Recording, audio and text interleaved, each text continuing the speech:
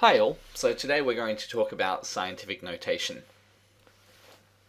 The first thing to understand about scientific notation is that it's a way to represent very large and very small numbers easily. It can also be used though to provide information about the precision of a measurement or a number. In order to understand scientific notation though, we have to understand a little bit more about our number system itself. So let's take a series of numbers, something large, maybe 40,000, 323, or something very, very small, 0.000007. What do you notice about all of these numbers? In every case, the units column is shown. You can do this yourself. Write down any number, large or small, and you'll find that you always show the units column, because any integer or decimal number must show this even when it's 0. And this is because it provides scale for the other place values. It would be a little weird if we wrote 3000 as 3, or 0.005 as 5. Without the units column, we can't tell that a 10 is a 10, or a 100 is a 100, or a 100th is a 100th. This obviously causes us some problems when we're dealing with very large or very small numbers. For example, the size of a plant cell, like the one shown here, could be as little as just 10 microns, or 10 micrometers. Written as a decimal, this number is 0.00001 meters. Well, that's not too bad, but let's consider now for a moment something else.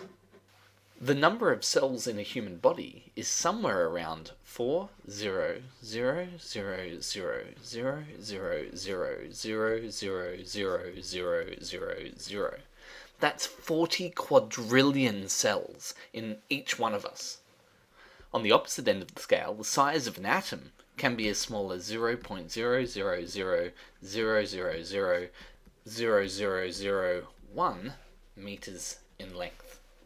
Now the problem with these numbers is that they're tedious to write out with so many decimal places, but we need that size, that scale, to know that that one digit that's important, the 4 or the 1, is a 10 quadrillion or a 10 billionth.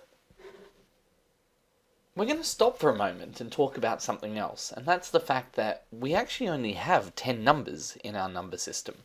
There's 0, 1, 2, 3, 4, 5, 6, 7, 8, and 9. And that's it. But somehow we use these 10 symbols to count extraordinarily large numbers and extraordinarily small numbers. And we do that through this use of place values. So we count our way up to 9, and then we say, well, what are we going to do now? We're going to create this thing called a 10, and we'll have one of those now, and we'll reset back to 0. And we'll keep going from there. So 1 and 1, 1 and 2, all the way up to 1 and 9, and then we'll have another one of these 10s and set it back to 0 again.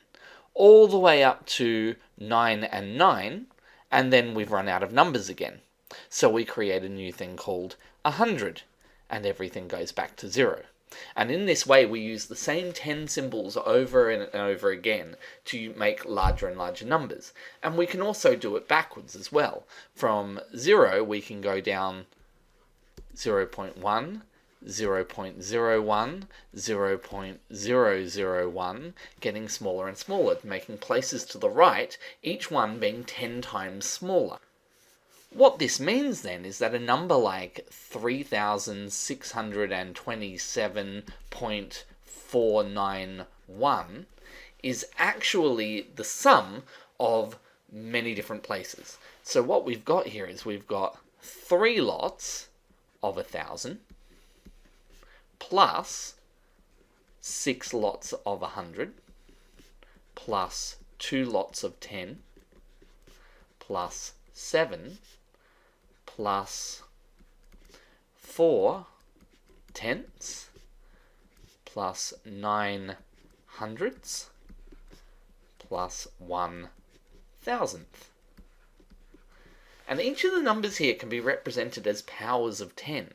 So That's actually 3 lots of 10 to the power of 3 plus 6 lots of 10 to the power of 2 plus 2 times 10 to the power of 1 plus 7, and we can actually say here that's 10 to the power of 0, because that's singles. 10 to the power of 0 is 1, plus 4 lots of 10 to the minus 1, plus 9 lots of 10 to the minus 2, plus 1 lot of 10 to the minus 3. And that gives us an idea. Say we've got that very large number from earlier, 40 quadrillions. 1, 2, 3, 4, 5, 6, 7, 8, 9, 10, 11, 12, 40 quadrillion. That 4 is really the only important number in that entire number. Everything else there is just to give it scale. But what if we rewrite that number as 4 lots of 10 to the power of, and this is where we can just count zeros, 1, 2, 3, 4, 5, 6, 7, 8, 9, 10, 11, 12, 10 to the power of 13. That's nice and simple. 10 to the power of 13 is a 1 followed by 13 zeros, and 4 lots of it is the number we're after, 40 quadrillion. But this is much simpler, and this is scientific notation.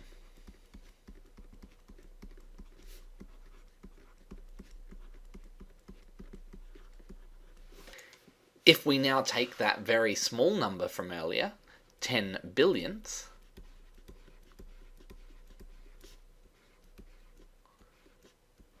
we see that that 1 is in the 10th decimal place. So that's by 10 to the negative 10.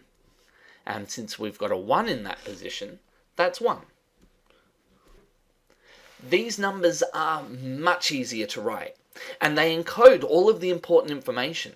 The 4 and the 1 in these numbers were the only important digits. Everything else just represented scale. But we've now got another way to represent that scale by using powers of 10 to indicate which position that number is in. There are some rules for writing numbers in scientific notation. The first rule is that we only ever indicate the size of the first significant figure. Everything else is written as a decimal.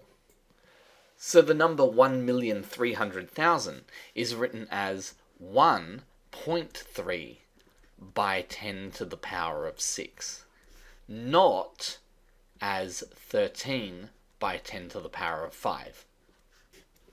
Similarly, the number 0.000000572 would be written as 5.72 by 10 to the power of negative 6, because the 5, the first significant figure, is in the 6th decimal place. The next rule is that zeros before and after other numbers are not significant, but zeros in between are. For example, in the number 0.000503000, the only significant numbers are the 5, the 0, and the 3. So this would be written as 5.03 by 10 to the power of negative 4. There is an exception to this though, and that is when we use additional digits to indicate precision of a number. Take for example the following number, 300,000. How precise is that? Am I taking a look at a crowd of people and saying, oh, looks like there's 300,000 people there? I could be off by 20,000 plus or minus. Or have I actually counted every single person there and I'm saying to you, absolutely, there are 300,000 people here. I might be wrong by a few, but no more. When I write it this way, 3 by 10 to the power of 5, I'm saying that the only significant figure is the 3. It's the only one I'm sure of. But if I want to, I can write some of those zeros afterwards, 3.000 by 10 to the 5. And what I've indicated then is that they're actually significant in this case. I'm saying that I am sure of them. So there is a difference between writing 3 by 10 to the 5 and 3.000 by 10 to the 5. In the second case, I'm indicating to the reader that I am sure of these values.